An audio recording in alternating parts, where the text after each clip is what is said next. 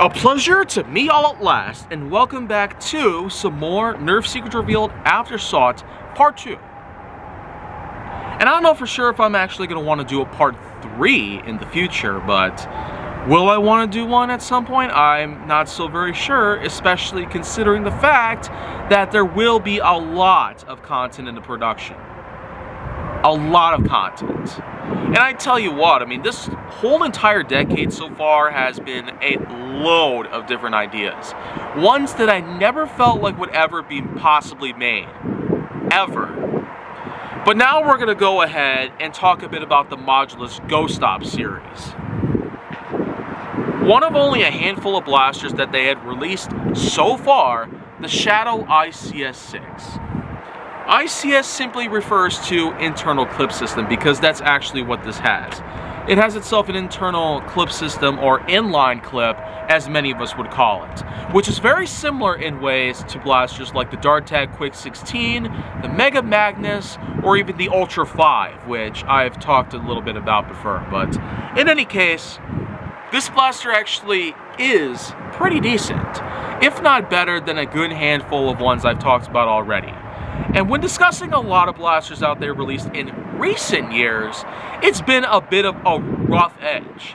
And also considering the fact that Nerf is willing to put a lot of things out there in front of things like economic friendly price tags, or good performance, or reliability upon the potential consumer marketplace. And I'm also sure that there are a lot of other things out there I might need to mention about it, but let's not get off track here.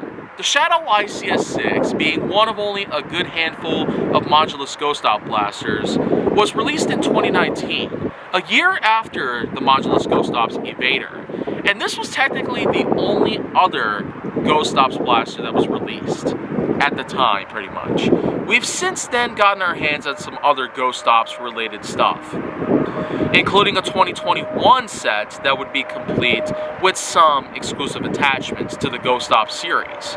But in any case, being a Ghost Ops blaster, the one thing about this particular lineup, though it might not have gone very far, it utilizes glow-in-the-dark technology, which is in fact powered by a series of batteries, as you can see right here. And the battery compartment is located inside of the grip handle itself, which is rather convenient because there's only so much space that you can utilize on a blaster like this. But in any case, another good thing about it is the fact that it comes with its own exclusive attachment. In this case, a short barrel. Kind of reminds me of the Spectre Rev 5, an end-strike blaster that is well over 10 years old now. And then there's another thing about it, which is a rather generous grip, which, as you can see, more than comfortably fits my large-sized hands. And let's also not forget about the fact that this is the Modulus line that we're talking about. So we got tactical rails, including one on the side, one beneath the clip, and of course one underneath the handguard. So I don't really know why I'm complaining about it anymore at this point. Let's also not forget about the stock adapter in the back, not to mention the barrel adapter, which can easily fit its included short barrel, pretty much, which could probably be a lot like a silencer or suppressor, depending on how you might think of it. But then, of course, there's a little priming action right here, which is simply a slide that automatically retracts, and then, pretty much, the way to fire is just with the first trigger. The second trigger is only there to activate the glow-in-the-dark feature, which is a bunch of green lights, if you will. So, by any means, I do consider this to be an impressive blaster. Its functionality is one thing. It does have a bit of a short capacity for an inline clip system, but that is rather common considering the fact that inline clip system blasters are in fact becoming a little more common than ever. Of course, we've seen blasters out there like the Dartag Quick 16 become some of the first, but over time it does seem like we've been seeing more of this blaster with this sort of clip system being put into place, and as such, well, it is a pretty nice touch. And then of course, you really got to know about the way that it fires, pretty much.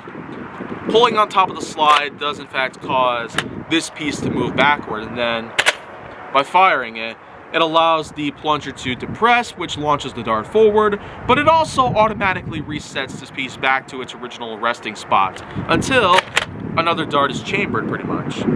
So, and the way this pretty much works is just simply this piece allows the dart to be brought back closer towards the chamber, in which it'll pretty much get the most potential possible when trying to get perhaps the maximum distance.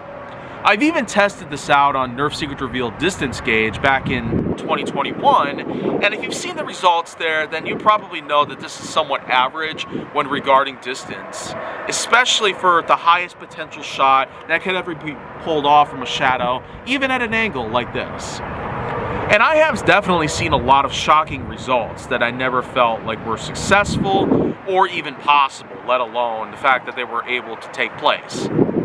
But yeah, let's get to the most important part of these kind of reviews, the invisible ones. And so, I feel like it's pretty much just without any doubt that, well, we're gonna see some pretty nice stuff here.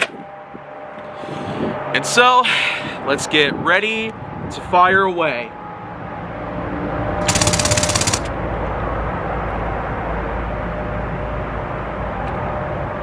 Wow. This one's got some zing to it. Zing that I feel like would not be possible in most of today's blasters, but at least for 2019, it does seem to do pretty dang well.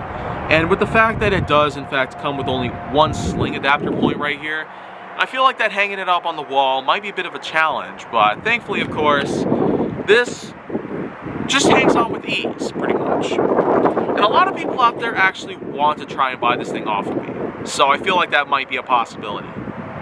And so, with that in mind, this just concludes my take on the Shadow ICS-6. And of all things considered relating to Nerf Secret Revealed Aftersought Part 2 as opposed to Part 1, I feel like that this has been a pretty big step up so far.